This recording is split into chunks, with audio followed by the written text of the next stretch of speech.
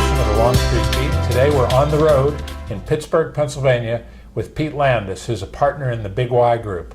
Pete, it's great to have you on the show today. Thanks for having me, John. Well, tell me a little bit about Big Y Group. What's included in that?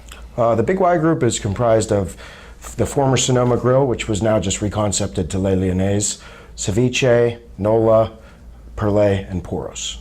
Which one was your first? I started with them at Sonoma and Ceviche as we were concepting and opening Nola, and then I helped and contributed with the opening of Nola, and I'm a partner in Perlet, and I concepted Poros as well with him. So I know that you don't want to play favorites with your children, but do you have a favorite? It would have to be Perlet because I like champagne. And all of these have a good beverage component, but they have some pretty fancy food too, don't they? Really good food, I should say. The restaurant group is driven by Yves Carreau. He was educated at a very prestigious, trying to think of the name, institute in Lyon. It's a culinary school. So yeah, excellent. Yeah, fantastic. Well, today I wanted to talk a little bit about your background in the business, a little bit about leadership and PRLA, because you are the president of the Western chapter, our largest chapter, and on the Indeed. state board of directors. And we really appreciate your service to PRLA. But let's start with your background. How did you get in the hospitality business and why?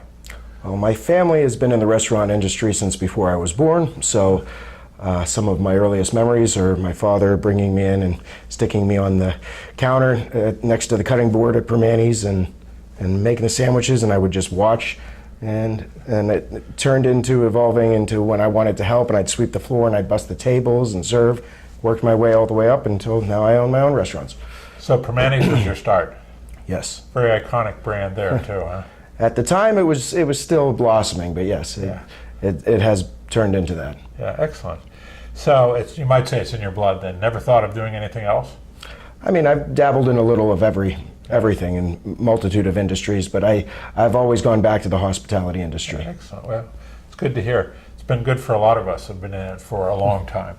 So a big part of the success of your group, I know, and your success in the business has to do with your views on leadership.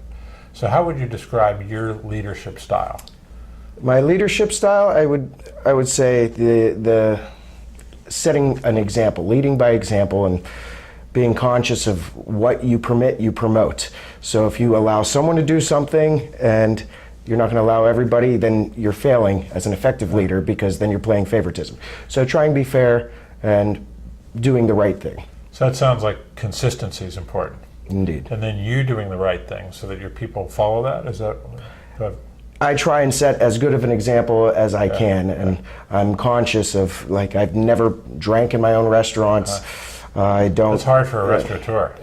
I've seen a lot that do, and and a lot that don't, or a few that don't, and I'm one of those few. I believe. So, of all the things that you've discovered in developing your leadership core values over the years, what's the one thing that you would pass along to somebody who is stepping into a leadership role? I would say utilizing your colleagues and their opinions and the mistakes that they've made. I would always have an open ear, because I'm sure you've made many mistakes that I'm about to make in the future, or you've seen someone that has. So by tapping into those resources, you have a much better chance of survival. Is that to say that you should learn by other people's mistakes? Yes. I'm not saying that you make mistakes, John. I mean, you're pretty top notch there.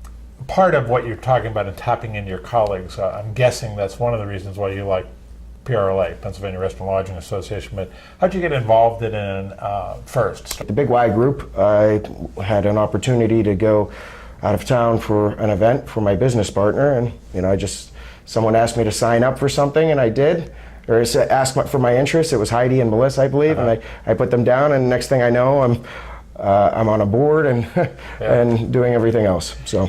And that's been good. Yes. I assume. Oh, I really value and cherish it. So if I know it's worked well for you, and I know the networking's been good, and but if you had to tell someone why PRLA is important to the industry, what would you say? Because without the PRLA, the government's going to walk all over us and do pretty much what they want, because they're the big boys, and we need our collective weight in order to keep them in check. Well, we proved a couple times here in Pittsburgh that worked with the Scores on Doors, the so-called restaurant grading, where you and others got involved to stop that in its tracks, which would have never made any restaurants any safer, and that was the worst part. It would have made them less safe. And then, of course, the mandated paid leave, sick yes. leave, which we all believe in taking care of our people, but this had some very onerous provisions that made it impossible to do business. So. And it was illegal for the city to do so, Yeah. even as voiced by the city solicitor. Yeah, So it's crazy. we'll see how that ends up. Yeah. Do you have a personal story about PRLA that, when you think of it, this is one of the things that's really important to me about PRLA? John, I think every time I walk into a meeting and I see your smiling face and Heidi's and Melissa's and all the rest of the staff, I really enjoy the camaraderie and the conversations that I've had with people, and especially, like I said, learning from other people's mistakes and getting bits and tidbits of advice here and there from everyone. That's really what I enjoy about this organization. That's great to hear. We have a great team. So, we didn't talk about this before, but what's the best day for you in being in the restaurant business? Sundays, because that's my only day off. But you love going to work. I do. I wouldn't do it if I didn't, but that's my only day off, and I really enjoy just having a leisurely day for a glass of wine, a cigar, and getting the rest of my stuff done that I need to in my personal life. So balance in life is important to you. Yeah, and I'm starting to find a little bit more balance now. I just sold one of my restaurants, so now I have a little free time. I'm going to Greece for a month, and nice. Still have family in Greece? Yes, many family members. That's I just had a great aunt that passed away. That it was last week. I wanted to see her before she died, but I'm going to go and stay with family and travel all over, see the islands, and have a nice time. People tend to put off those kind of things longer than they should. It's good to see that you're making the time to do that. Try to every summer, but I've missed the last 2 years. Balance in life, I think, is really important. You're a lot more successful in business when you have balance in your life. I look to you as my mentor for that, Well, John. I am so impressed with what you do here in Pittsburgh and your leadership of the association. We really thank you, Pete, for all that. And thanks for coming into the studio today to be on the Longstreet Beat. Glad to be here, John. Good to have you. Well, that's it for another edition of the Longstreet Beat. Thanks for tuning in, and we'll see you again next time.